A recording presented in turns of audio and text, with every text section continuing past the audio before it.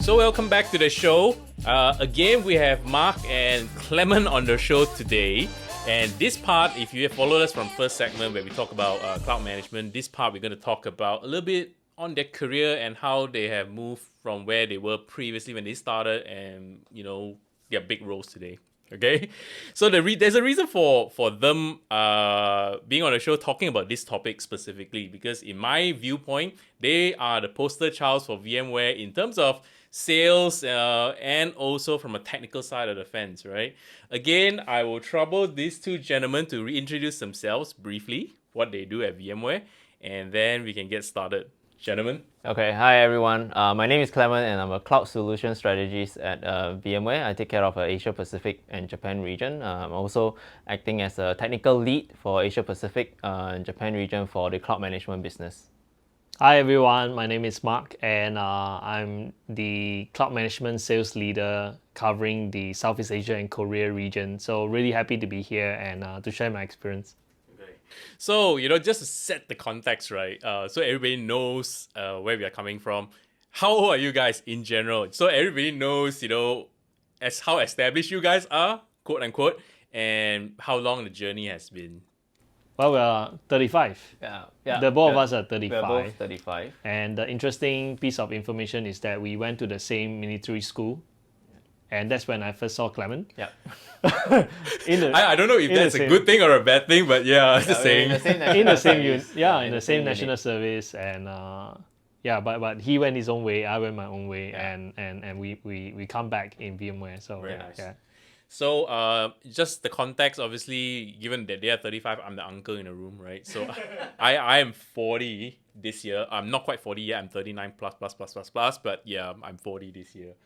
But so, Clement, why don't you walk us through how your journey has been, right? I know you started right at a, pretty much like a pristine start, right, at VMware. So it just kind of... my journey at VMware has been amazing. I've been in VMware, this is my 9th year. I joined VMware right out of college. Right out of college, I graduated from Singapore Management University, and I joined VMware after I graduated, part of the now currently what we call the college graduate program, right? VMware Academy. And at the point of time, I started off as a very, very noob pre-sales, taking care of Singapore, and then after that I moved to Australia, moved to Sydney for a while to do technical product marketing, and eventually I finished that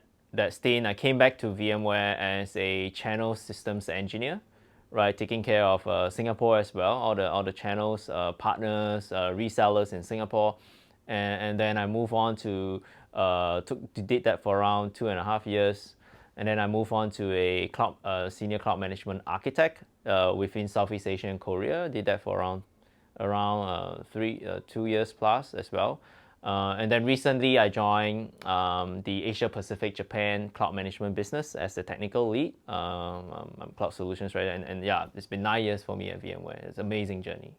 How about yourself, man, Mark? I think Clement has a very colorful background to his journey. I think I had a change of 3 roles within VMware. So I started out as inside sales, and was there for about 2 years, 2.5 years. Shortly after, I moved to territory management, where it's more customer facing.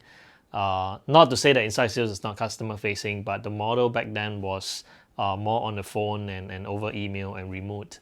Whereas for field, it's more customer facing, and you tend to take care of the enterprise and so on. And then it was only the beginning of this year that I've moved to a new role, which is the cloud management regional role. So that's a shift for me as well. So my background was more US education than anything. I came from the University of Buffalo at New York. So in communications, right? So if you think like communications and IT sales, how does that piece together the equation? My polytechnic was in IT in Singapore Poly, right? So I kind of gel IT and communications, and I'm an IT sales guy. So That is interesting. which is interesting, right? Because I tend to build my own PCs, my own rigs and whatnot, and that fundamentally helped me to understand technology at its barest form, right? And so over the years in the whole course of my career, technology has been fundamental, right? If the technology is not interesting and it's not innovative enough, I think I'll be bored fairly quickly. And I think the same goes for you, because like we are people who really wants innovation and new things that will excite us, right? And so technology is a fundamental piece for me, at least. Yeah. So I think these two gentlemen is extremely modest, obviously. I mean, I didn't just get them on the show to kind of just say, hey, it just okay. I mean, from what they're selling you, it doesn't seem very exciting, to be fair. But let me put a little bit more color to that, right? I mean, these two gentlemen is exceptional because for Clement, obviously he's done way and beyond his role, right? He's won global awards at a VMware level, and if you think about the context of what VMware is, 20,000 employees, something crazy like that, and you're right at the top of that 1 percentile, that's to say a lot, right? And from a Mark's perspective, he is also underselling this, right? Understandably, right? He's the top sales in Singapore for many years, right? Hence, he's the poster child, and then obviously he's moved to cloud management now and running, the Southeast Asia and Korean market. So just the context for everybody to understand, okay? So, coming back to Clement, I mean, obviously there is a lot of guiding factors in your career, right? I mean, what would you say as a newbie, as an NCG or new college graduate coming through the ranks in VMware? What would you say is the most important thing for you that kept you on track? And I mean, I'm quite sure there's frustrations and everything else in between. I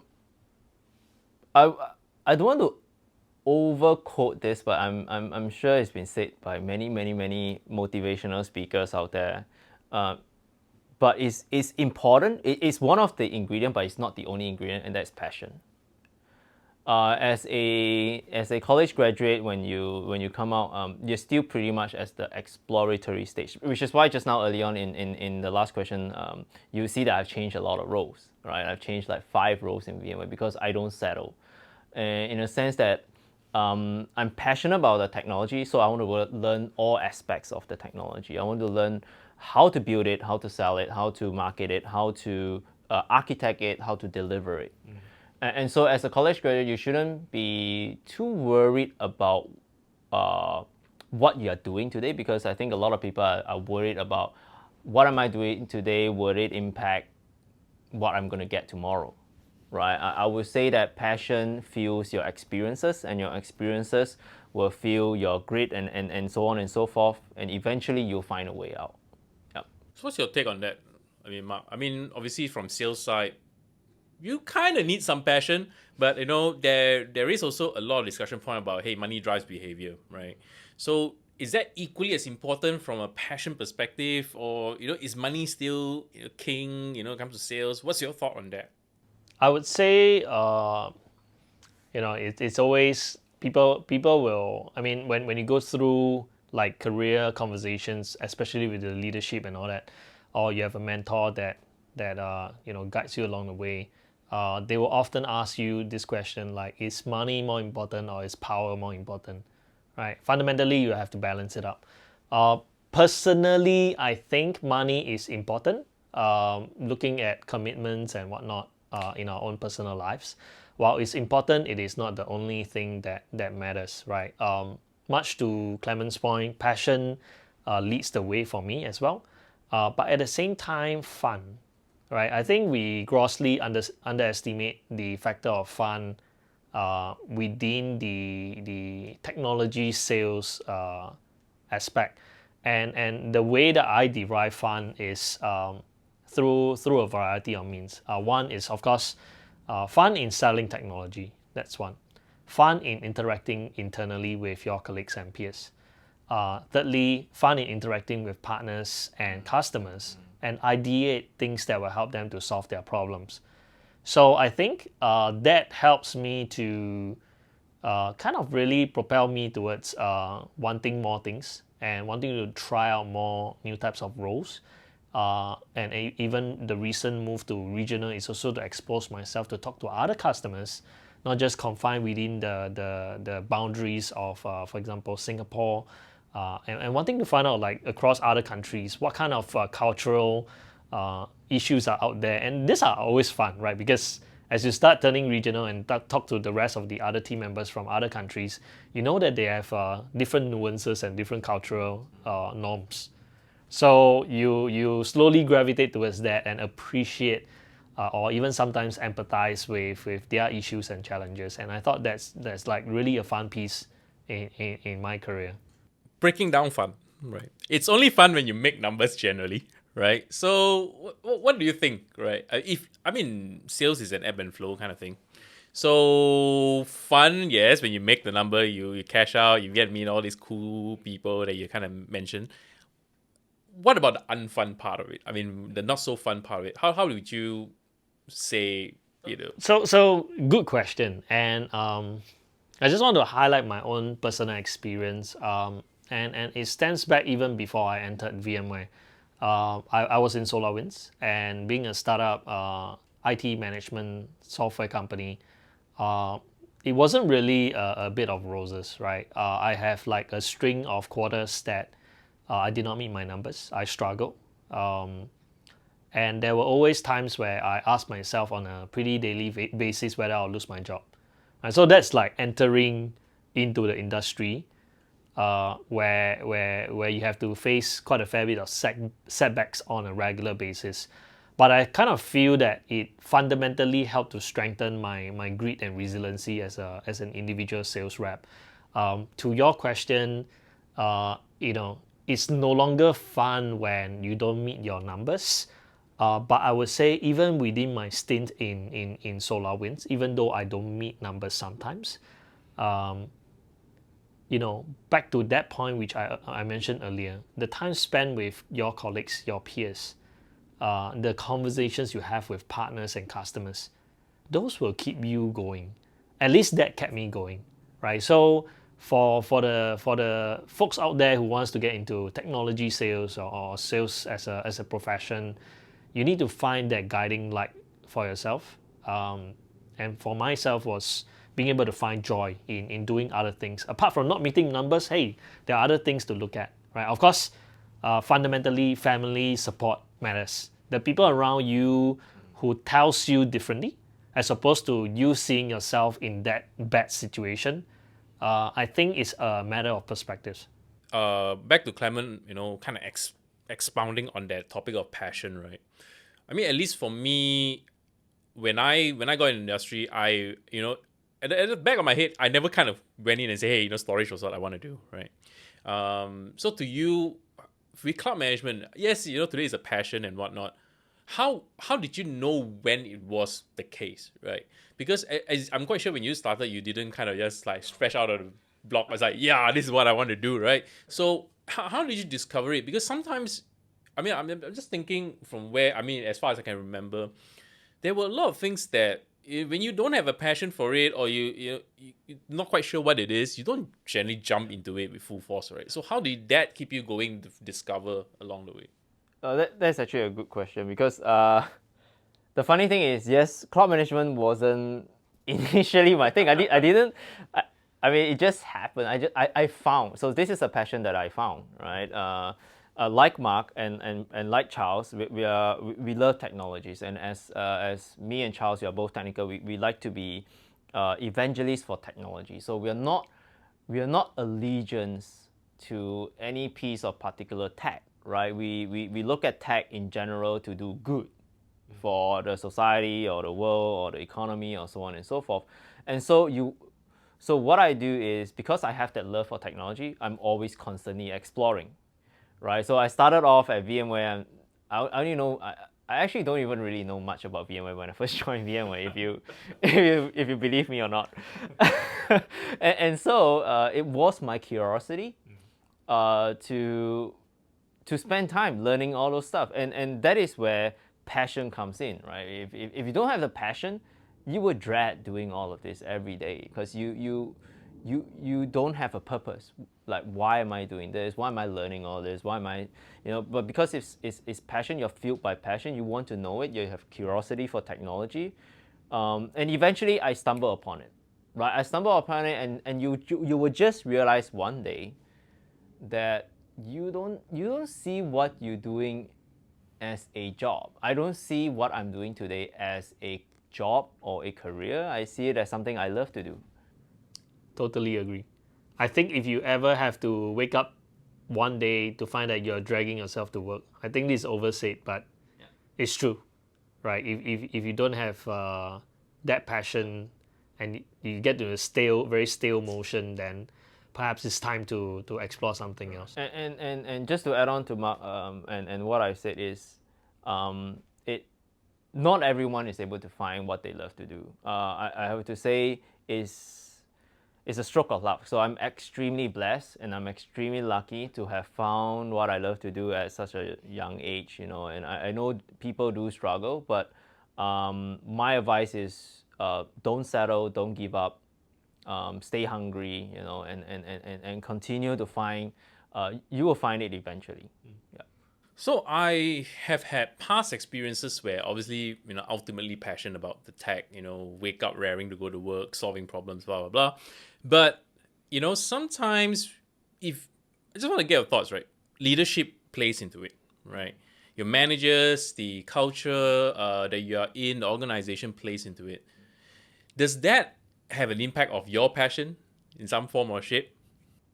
I mean, absolutely. I mean, in both good and bad ways, right? A great leader can aspire and amplify your passion and connect you to making sure that what you love to do, you're also good at. So a lot of people are mistaken.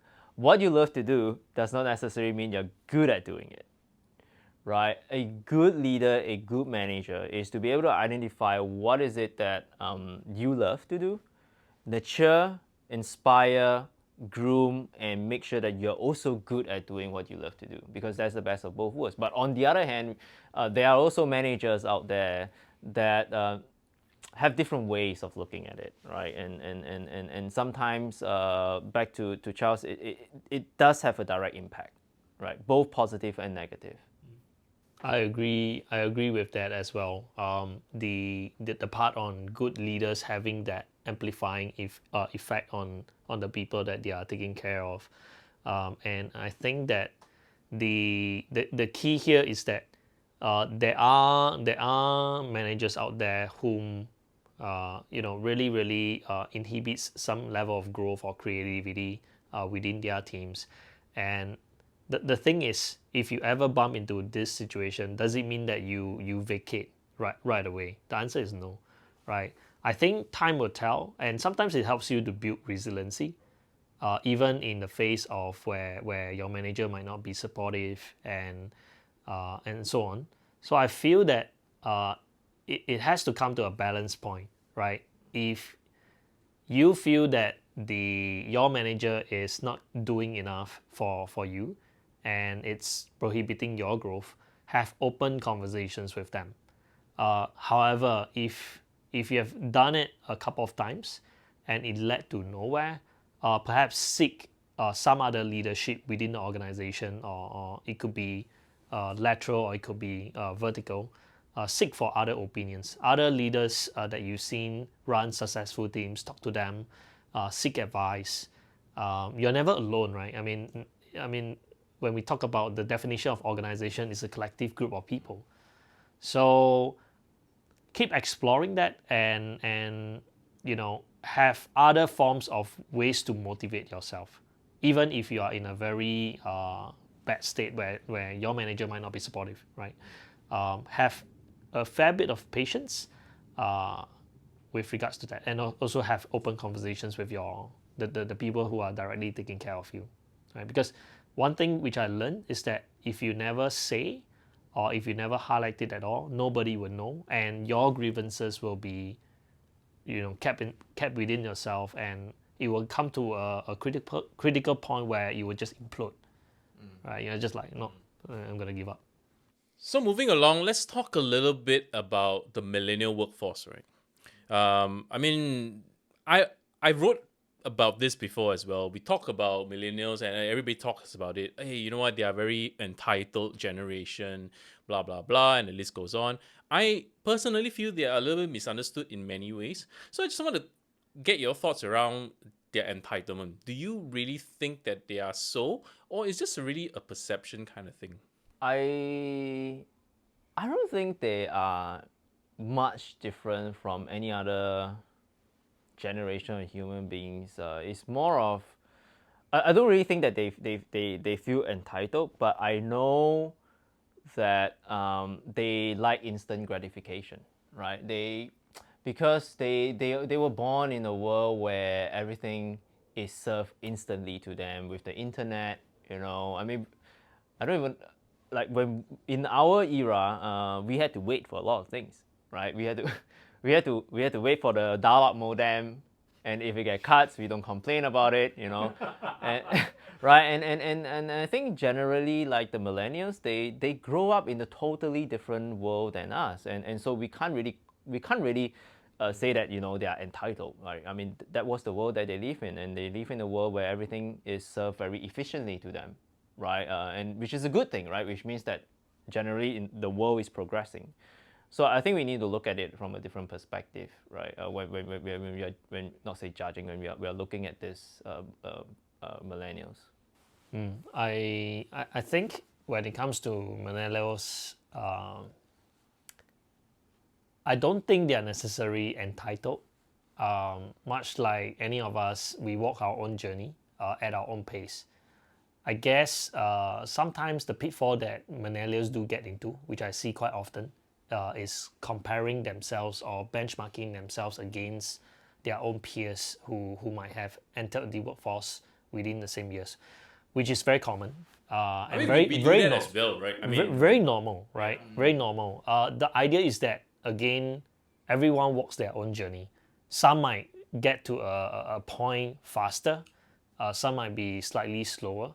But if you constantly benchmark yourself that you are not moving as fast as other people, you will get to a point of frustration whereby you wanted something more, but the ways that you want to get there in an accelerated fashion might not necessarily be the best way, right, or the best approach.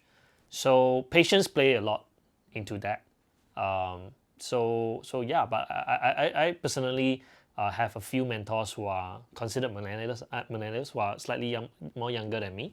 But I really love their creativity and their ability to adapt. So, and a lot of times what I tell them is really have a little bit more patience and have that hunger still, but be patient. but I mean, to Clement's point of instant gratification, do you think our leadership these days, or rather Asian leadership, is very geared towards a very old school mentality where instant gratification is not necessarily something that is commonly practiced? Right. I mean, if you think that you are from that generation, I'm from the even further generation behind where we say, hey, I work for 5 years and then we'll see what happens in 5 years. Do your dues, right? So in a very millennial fashion, or rather the year 2020 kind of fashion, the smart ones tend to accelerate, or they perceive that they can accelerate. And when you put this kind of guidelines around, it's like, hey, you know what? I don't care if you're the smartest guy in the room, but you need to kind of do 4 or 5 years before I move you somewhere else. Is that? Do you think that's old school mentality, or do you think that, hey, you know what? There's some truth to that, and it still applies? I think fundamentally, in certain organizations, there's just only one yardstick. How do you measure success? How do you measure, or not measure, how do you quantify success? Right? And I think traditionally, the reason why, like in my dad's era, it takes 3 or 4 years to get a promotion is because there's no way to quantify success. So you wait it out, right? The longer you work, if you're staying in a job, no complaints, you get that promotion. And so I think that tradition hasn't changed much in a lot of the Asia Pacific region culture, and there's a lot of things that we can learn from being in the MNC, being in the US or multinational corporation. Is we're able to look at how can we better quantify someone's success, and once we can quantify, then it's not a matter of whether or not I'm going to get my next level of career progression, right? It's because I've done all of this. It's all quantifiable. It's all measurable, and yeah, if I hit it, then I'm eligible for it. So you're talking more to the tone of merit-based, right? Yes. Yeah. So I think the older generation does not necessarily believe in merit-based. There's a lot of cronyism more than anything else. But yes, there's not necessarily merit-based. And it's also based on very tenure and seniority and whatnot, right? So do you think that we should be moving more towards a merit-based economy, or? Well, merit-based can be looked at very differently, right? It could be based on the work that you do, right? That is one way of quantifying success. But like in VMware, right, we have our Epic 2 values, right? Within the Epic 2 values, it's not just about the work that we put in.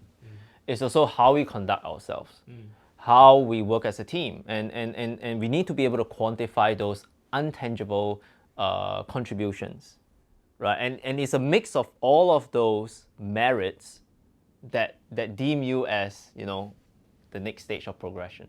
But that's very subjective, right? Yeah, very subjective. I mean, the way I see it is that you're always at the mercy of the guy that you're reporting to, blah, blah, blah.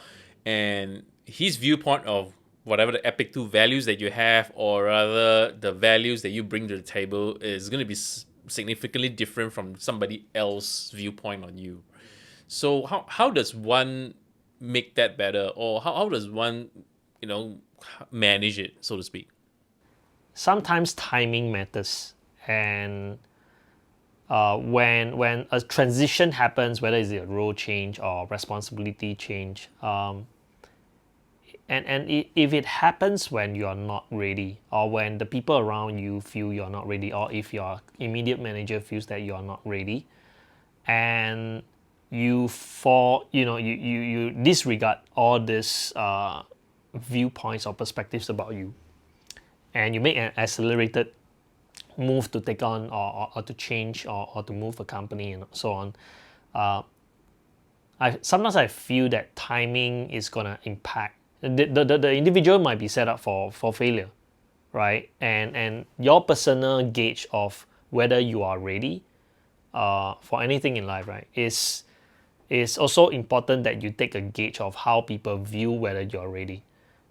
Sometimes timing really, really matters, right? And I would say that between that, it's important to be able to get some viewpoints from others apart from your immediate managers, and calibrate those, right? Those data points, whether what are your achievements thus far, what are your weaknesses, and where are your strengths, and work out a way for you to beef up those strengths, and work on those weaknesses as well. So you become a lot more well-rounded when you're ready to pick up a higher role or a different role for that matter, right? I think that is going to help. Yeah, and just to add on to Mark's point, I think one thing that's very important is beyond what your manager, whether good or bad, is doing for you, you need to have a very strong sense of self-awareness at any one point of time in your career.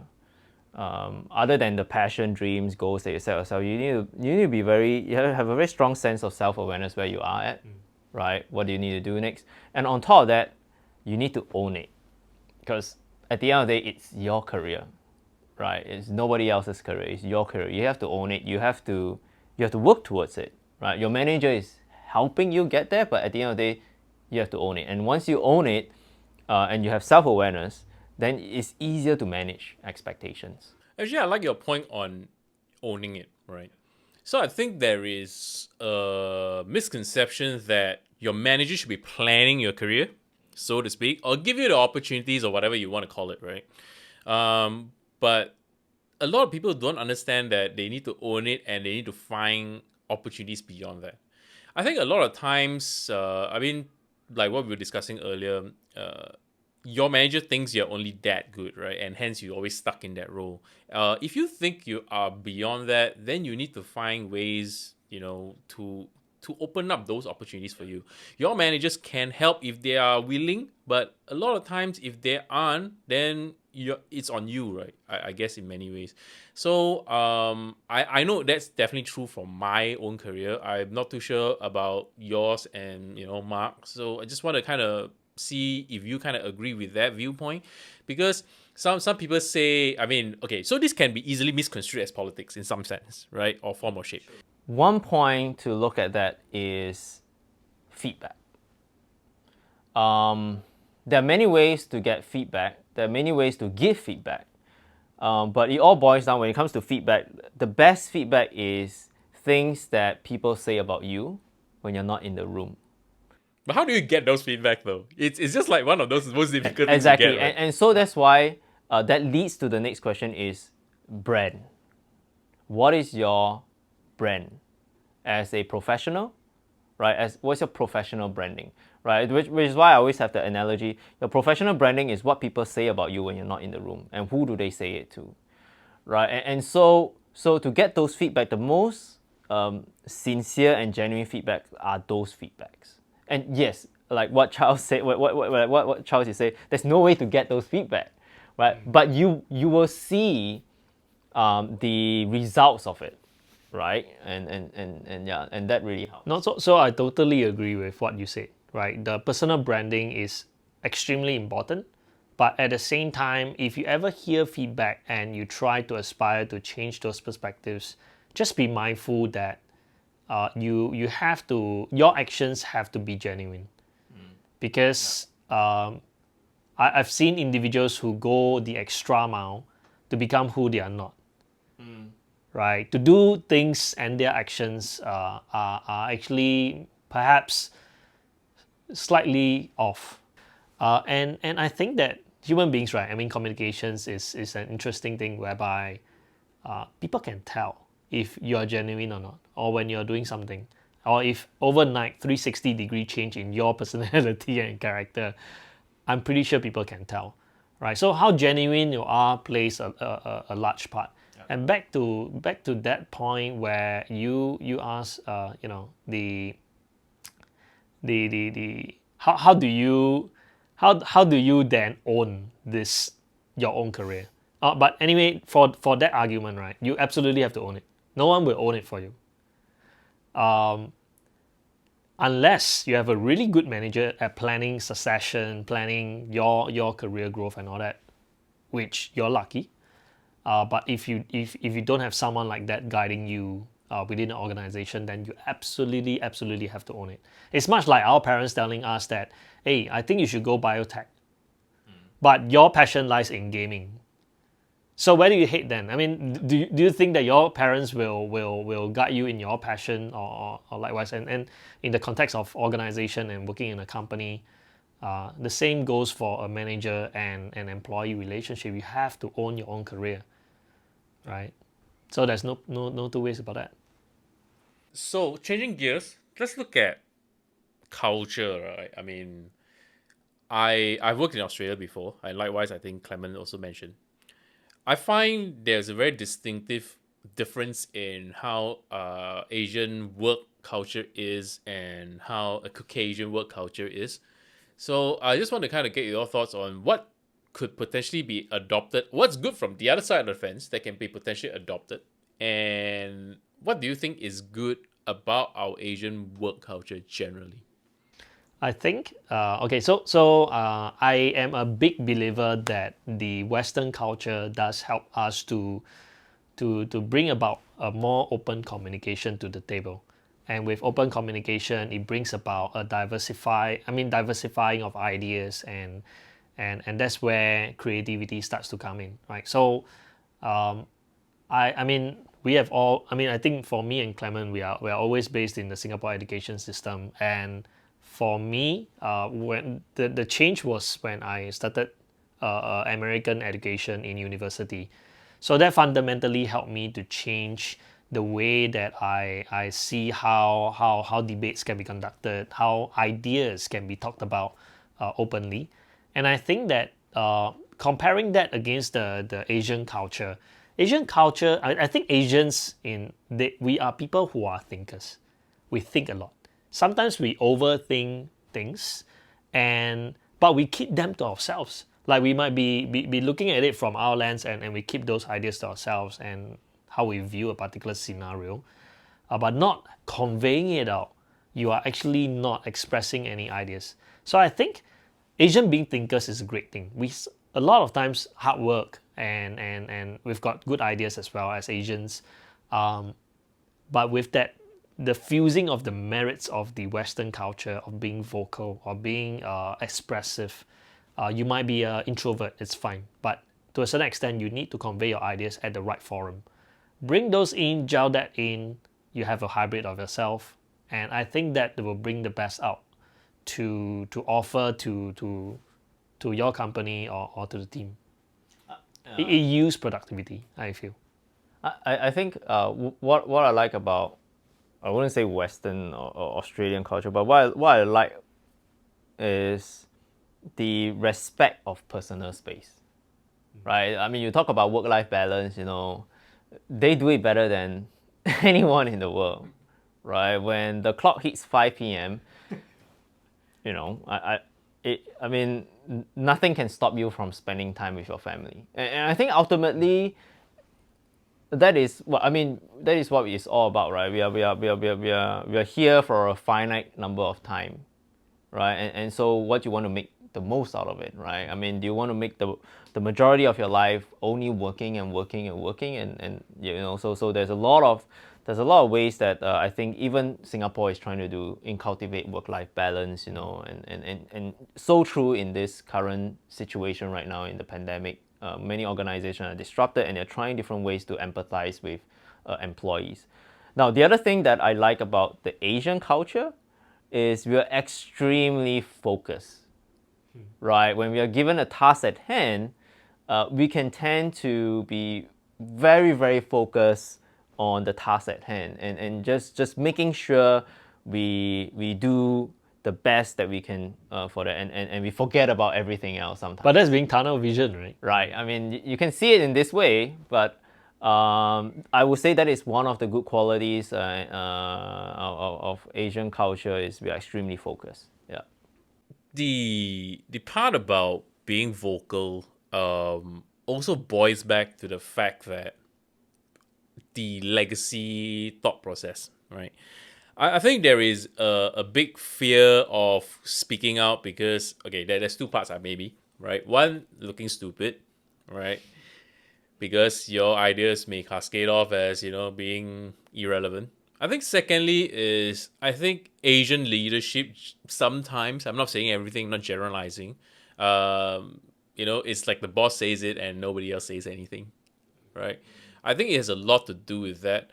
I personally feel as much as we can adopt from the more mature culture, or I wouldn't say mature, maybe it's probably the wrong word, from the Western side of the fence, it will take time. I think in Singapore, we are a little bit more ahead of the curve in many ways. I think we are getting better. Singapore has got a melting pot of resources and expertise in many ways. So I think we are a little bit more accustomed. But I think beyond Singapore, in ASEAN, probably not so much. I think it's still going to be a while. And I think it probably takes, and I hope in the near future, the next generation leaders will be a little bit more open-minded rather than a little bit close-minded, like some of the leaders before them. So just to wrap it up, if you had one advice for anybody just starting out today, right? I mean, in this climate that we are in the pandemic, obviously not the most rosy, what would that advice be? I mean, let's say you're fresh out of school. The discussion point is very interesting, right? Because a lot of people obviously have been laid off and whatnot. So it is actually an employer's market to some extent.